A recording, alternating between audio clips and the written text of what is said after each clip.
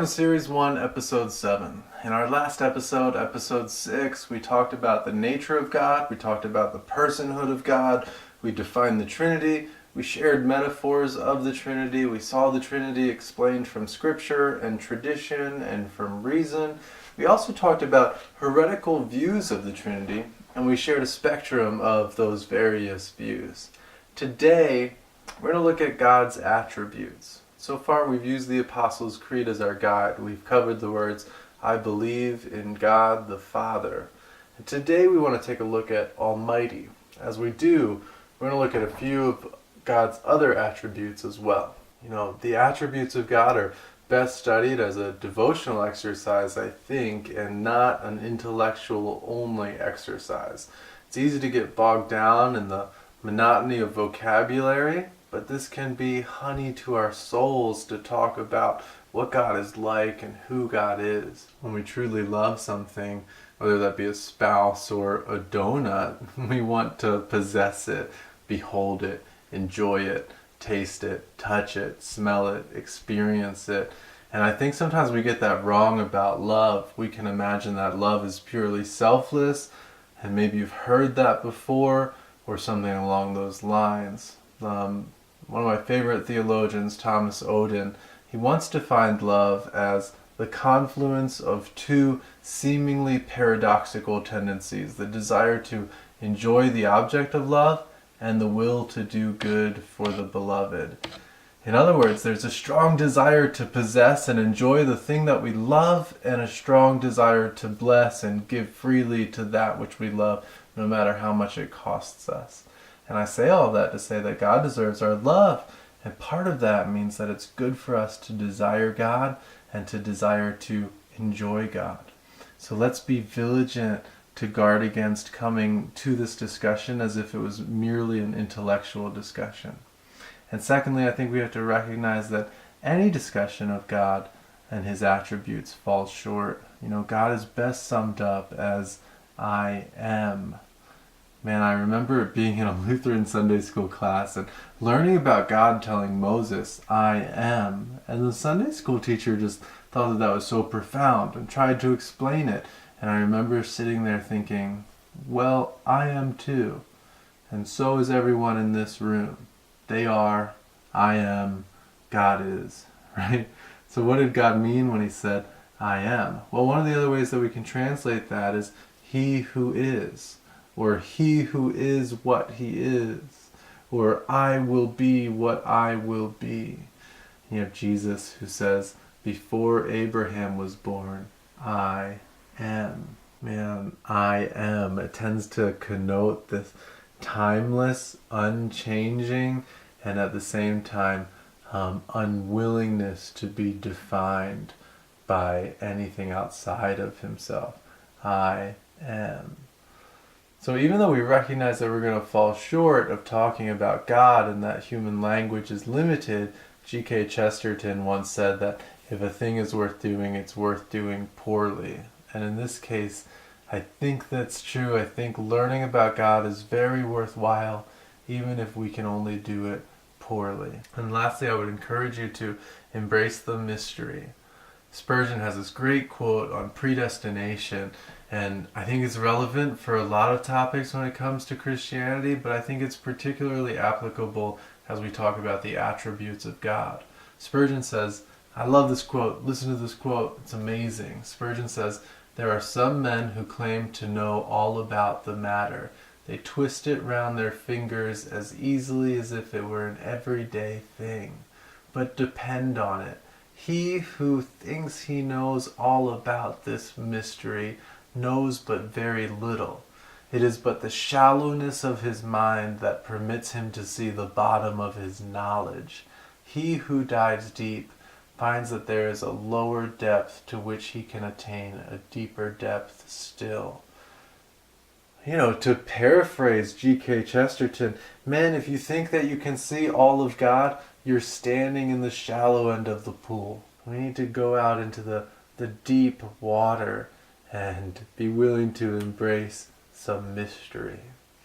So that's perhaps what we should know about the study of the attributes of God. Here's two things to know about the attributes themselves. One, the attributes are not something outside of God that God is measured against. Attributes of God aren't standards that he lives up to, but rather God is the standard, and these attributes are words that help us understand God more. So truth isn't something that exists outside of God that God has to conform by. Perfect truth is in God's nature and finds its source in God. Jesus says, I am the way, the truth, and the life. He does not say, I know the way, I teach the truth, I give the life. He is the way. He is the truth. He is the life. Secondly, the attributes have perfect harmony in God. All of God's attributes are together one in God, right? So they're united, and when they're united, they reveal God's singular character. We use different words to describe it because those variety of words allows us to behold various aspects of God, like when you look at the different angles of a diamond, maybe. But Odin says that each attribute is inseparable from the other. They are united in God. God is not at one moment unmercifully strong and at another moment unwisely omnipotent. God is not at one time just and at another time loving and at another time all-knowing. But God is fully and simultaneously all of these attributes at once. Many theologians have attempted to list and categorize God's attributes. It's helpful. There's some neat infographics out there, and it's better than just having this enormous list of things to look at. But so far, my favorite setup that I've seen so far is this 4-category approach. 1, primary attributes. What can be known about God apart from creation? What can be known about God even if he had never created anything? What are his primary attributes? Relational attributes is number 2. What can be known about God because he created? Number 3, interpersonal attributes. What can be known about God, not just because he created, but because he created man? And lastly, moral attributes. What can be known about God because he created man to be free and to be responsible for his actions? Moral attributes. So we're going to start out by discussing those primary attributes. What can be known about God apart from creation? So 1, we know that God is uncreated. Whether you call this aseity, which means from self, or you also have the idea of independence and the idea of immutable, that God is unchanging. God is uncreated. In the beginning, God created the heavens and the earth. Genesis 1:1, he was there in the beginning. He's uncreated. From everlasting to everlasting, you are God. Psalm 90, verse 2. Isaiah 40:28, the everlasting God, the Creator, the Lord, the Creator of the ends of the earth, does not become weary or tired. Isaiah 43:10, before me there was no God formed, and there will be none after me. Isaiah 44:6, I am the first and the last, there is no other God. Exodus 3:14, I am who I am.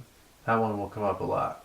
You also have from the tradition of the church, Augustine, who says, before God created time, time was not. God did not wait for ages and ages, doing nothing before he created the heavens and the earth, because God lives outside of time and views time altogether at once. You also have this quote, but in no way does the supreme nature exist through another, nor is it later or less than itself or anything else. Therefore, the supreme nature could not be created by itself, nor by another, nor could itself or any other be matter whence it should be created, nor did it assist itself in any way, nor did anything assist it to become what it was not before. It's from Anselm. And Hilary says, absolute existence is peculiar to him who, abiding eternally, had no beginning. So on and on you see from tradition that God is the uncreated one, that he exists before time began. And you could say that it's as if God were on a mountain watching a river. Humans see the flow of the river from a particular point of view on the bank, but God, as if high above, sees the river in its whole extent at every point simultaneously. He views all of time, not just one moment at each time. We also know that God is one, that there's one God, and this doesn't matter if God created or not, doesn't matter if planets exist or not. God is one, and God is simple. So when we talk about the oneness of God, we're simply saying that there's just one God. There's not many. This is against polytheism, which believes in multiple gods. It's against dualism, which believes that there's good and evil, equal, opposite forces. And this is against henotheism, which says that there's one God that we adhere to, but we recognize that many others exist as well. Christianity and Judaism profess belief in one God. So how is a triune God one? Just for the sake of a brief review, remember that the three persons mutually indwell one another in space and time. Their thoughts and wills are separate but aligned. So, just here's an example. God the Father sent the Son Jesus to die on the cross, but the eternal Son of God also willingly took on flesh and willingly died on the cross. And remember too that the persons are equal in attributes. One is not stronger than the other. There's not a hierarchy of persons within the Trinity. And there's scripture that supports God's oneness, of course. Exodus 3:14, I am who I am. Deuteronomy 6:4, Hear, O Israel, the Lord our God is one. Lord, is there any rock besides me, or is there any other rock? I know of none. Isaiah 44:8. You know, I also love Isaiah 44, verses 14 to 20. Isaiah 44, verses 14 to 20. Man, listen to this. He cuts down cedars for his use, or he takes a cypress or an oak. He lets it grow strong among the trees of the forest. He plants a laurel, and the rain makes it grow. A person can use it for fuel. He takes some of it and warms himself. He kindles a fire and bakes bread. He even makes it into a god and worships it. He makes an idol from it and bows down to it. He burns half of it in a fire, and he roasts meat on that half. He eats the roast and is satisfied. He warms himself and says, Ah, I am warm, I see the blaze. He makes a god or his idol with the rest of it. He bows down to it and worships. He prays to it, Save me, for you are my God. Such people do not comprehend and cannot see, for he has shut their eyes, so they cannot see, and their minds, so they cannot understand. No one comes to his senses. No one has the perception or insight to say, I burned half of it in the fire. I baked bread on its coals. I roasted meat, and I ate. Should I really make something detestable with the rest of it? Should I bow down to a block of wood? So, man, that's the folly of idolatry. Should I bow down to a block of wood? God is one. There is only one God. We don't get to create more. And it's clear from Scripture that God is one. Mark 12:29 says, Jesus answered, The foremost is, Hear, O Israel, the Lord our God is one Lord. Psalm 86 verse 10, You are great and do wondrous deeds. You alone are God. 1 Corinthians 8:6, Yet for us there is but one God. And I love these quotes from tradition. John of Damascus says, If there are many gods, how can one maintain that God is uncircumscribed? For where the one would be, the other could not be. Just very clearly, hey, if there's many gods, then God can't be omnipresent. And what kind of a God is that? And from reason, and we said previously that theology grows and develops naturally, but it doesn't change. So in the Old Testament, we had one God. In the New Testament, we have one God. It would be a red flag to say that there was once one God and then two gods or three gods. And next, when we talk about the oneness of God, we also remember the simplicity of God. That this is opposite of composition. So God is not composed of parts like a head and shoulders, knees and toes, but God is simple. The fullness of God is present everywhere. God's attributes don't describe what he has, but rather what he is. So from Scripture again, Exodus 3:14, I am. We also see Deuteronomy 6:4, the Lord our God, the Lord is one. But we also have metaphors of God as light, as life, as love, as a consuming fire. These tend to be simple things that don't have any parts, and so they work really well describing God to us. Also see in John 4, verse 24, that God is spirit. From tradition, Ambrose once said, "In truth, God is of an uncompounded nature. Nothing can be added to him, and that alone which is divine has he in his nature, filling all things, yet nowhere himself confounded with anything, penetrating all things, yet himself nowhere to be penetrated, present in all his fullness at one and the same moment in heaven, in earth, in the deepest depth of the sea, to sight invisible, by speech not to be declared, by feeling not to be measured." And Anselm has this long and beautiful explanation of God's simplicity. What are you, Lord? What are you? What shall my heart understand you to be? You are assuredly life. You are wisdom. You are truth. You are goodness. You are blessedness. You are eternity. You are every true good. These are many things, and my limited understanding cannot see them all in one single glance, so as to light in you all at once. How then, Lord, are you all of these things? Are they parts of you? Or rather is each one of these wholly what you are? For whatever is made up of parts is not absolutely one, but in a sense many, and other than itself, and it can be broken up, either actually or by the mind, all of which things are foreign to you. Therefore there are no parts in you, Lord, neither are you many, but you are so much one and the same with yourself, that in nothing you are dissimilar with yourself. Indeed, you are unity itself, not divisible by any mind. Life and wisdom and other attributes then are not parts of you, but all are one, and each one is wholly what you are and what all the others are. Since then neither you nor your eternity, which you are, have parts. No part of you or of your eternity is anywhere or at any time, but you exist as a whole everywhere, and your eternity exists as a whole always. Phew! Right? Oh man, and you see the love that the church fathers have for God when they write about God too, and when they write about his attributes. But this has some implications for us too that we should consider. Implications like God has no gender because he's spirit. Implications like God has no weaknesses. He has no Achilles heel because he's simple and he's not a composition of things. He has no body, of course. He has no limbs. He has no governing forces outside of himself, as we read in the quotes from the church fathers. And we also have the infinity of God.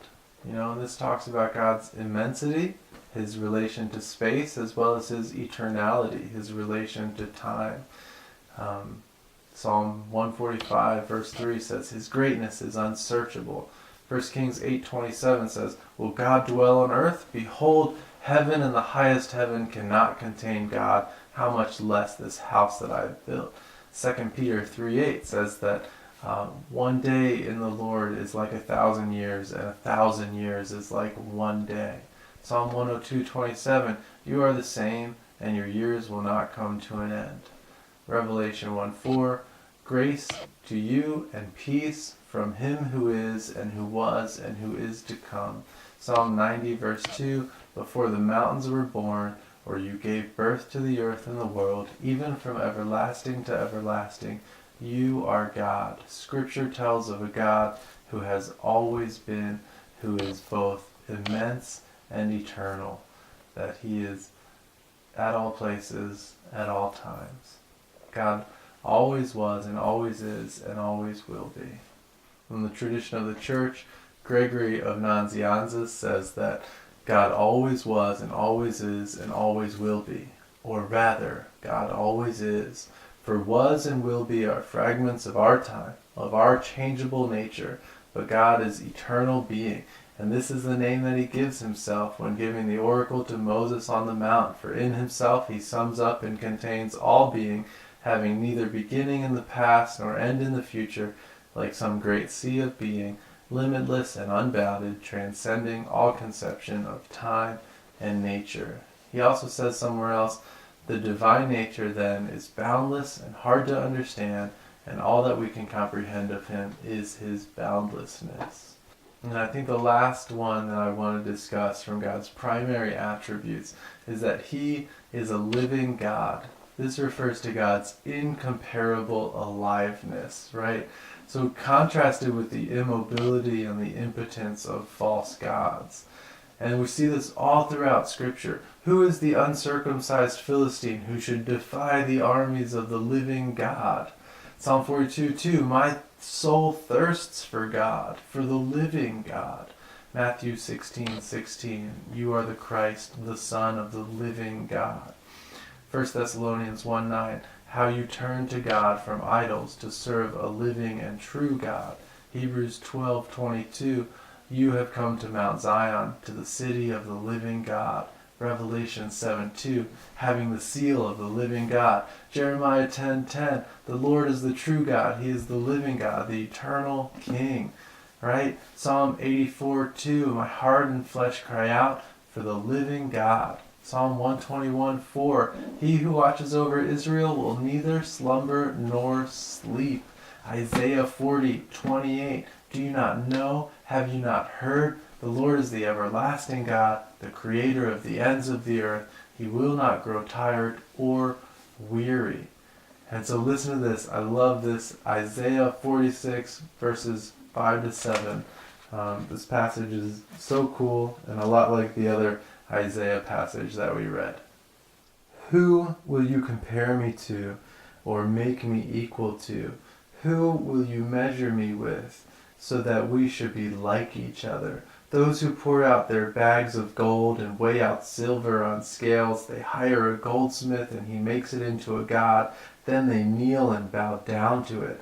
They lift it to their shoulder and bear it along. They set it in its place, and there it stands. It does not budge from its place.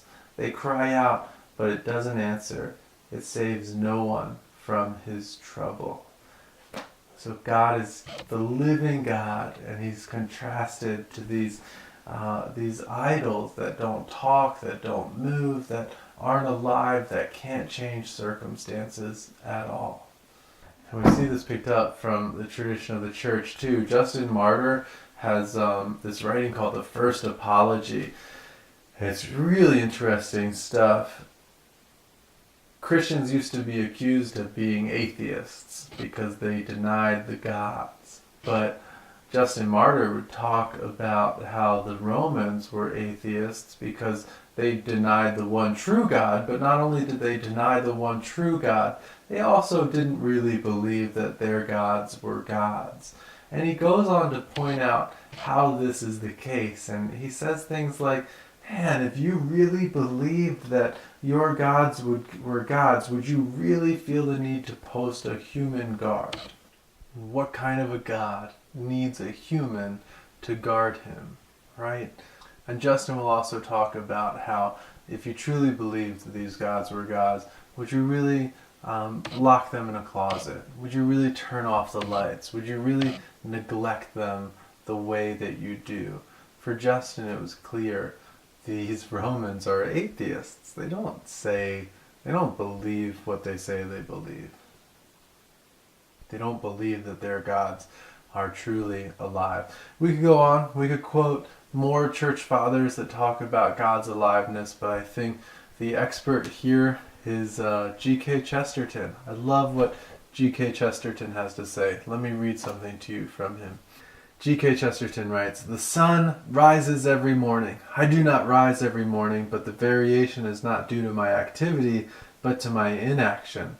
To put the matter to a popular phrase, it might be true that the sun rises regularly because he never gets tired of rising. His routine might be due not to a lifelessness, but to a rush of life. The thing I mean can be seen, for instance, in children when they find some game or joke they specially enjoy. A child kicks his legs rhythmically through excess, not through absence of life. Because children have abounding vitality, because they are in spirit fierce and free. Therefore, they want things repeated, unchanged. They always say, do it again. And the grown-up person does it again until he is nearly dead. For grown-up people are not strong enough to exalt in monotony. But perhaps God is strong enough to exalt in monotony. It is possible that God says every morning, do it again to the sun, and every evening, do it again to the moon. It may not be automatic necessity that makes all daisies alike. It may be that God makes every daisy separately, but has never gotten tired of making them.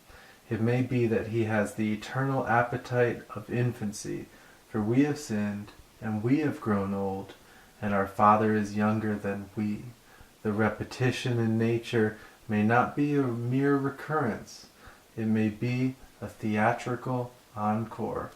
And so we see that God is incomparably alive, that he's full of energy and full of life. And so that's what we know about God apart from creation. He is uncreated. He is unity, that is, that he is one and he is simple. He is infinite and he is incomparably alive. In our next episode, we'll discuss God's relational attributes, what we know about God because he created. I hope you enjoyed this episode. I hope you learned something. And more importantly, I hope that you've sort of grown closer to God or have something about God that you can appreciate even more now that we've done this.